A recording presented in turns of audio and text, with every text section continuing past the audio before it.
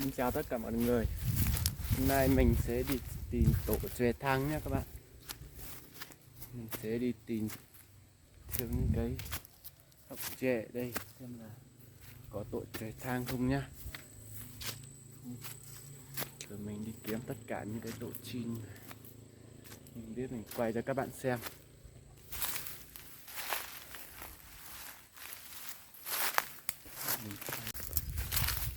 Bây giờ mình kiếm hết rồi thấy có các bạn ạ.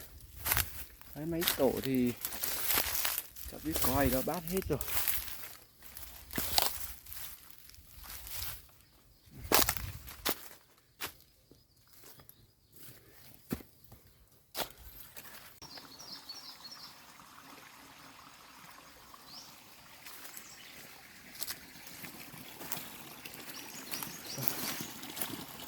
Nước rồi.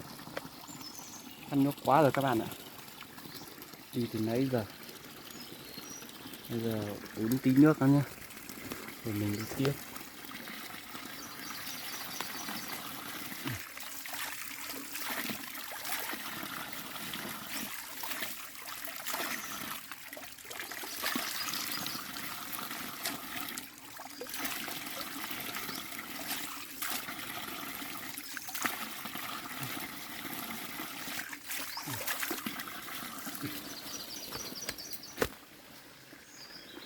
Này quá. Ôi giời.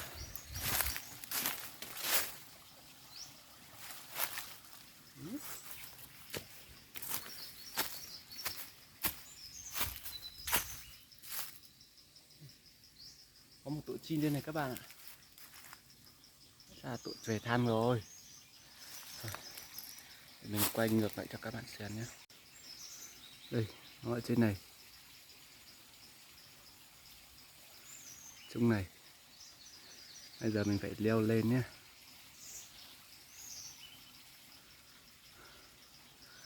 Rồi. Bây giờ mình leo lên trên đó để mình quay cho các bạn xem này.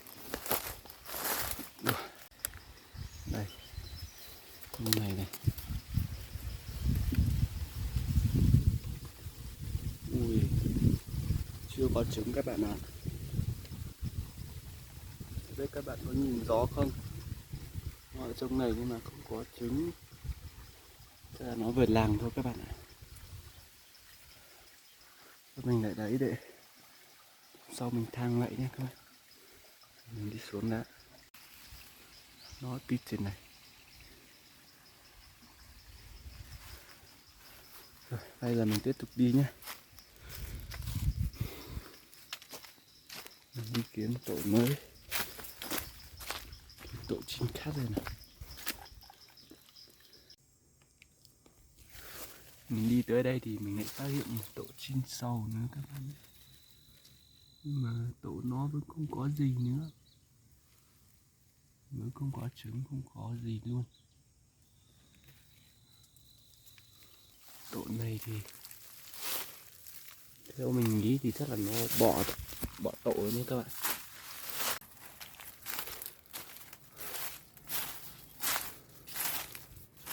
Ui. Đây các bạn. Đây là bây giờ mình đã tìm được một tổ chim có trứng ở trong rồi nhé các bạn này.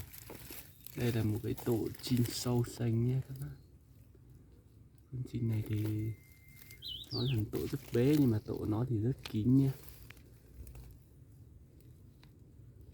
Các bạn có thấy không? Chắc là mờ không thấy. Đây tổ nó đây. Mình cũng không dám động vào tổ nó quá. Sợ mẹ nó sẽ bỏ ấy.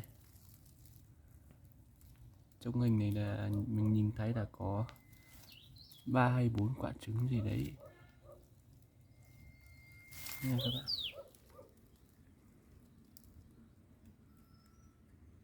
Đang có 4 quả trứng nha.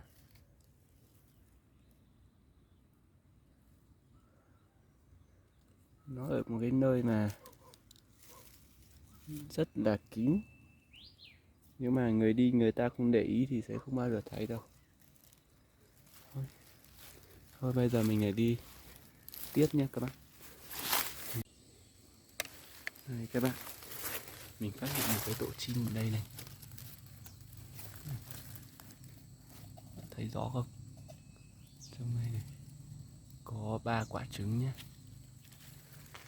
Tổ này mình cũng chả biết là tổ chim gì nữa. Không biết có phải là tổ chòe thang không nhỉ các bạn nhỉ?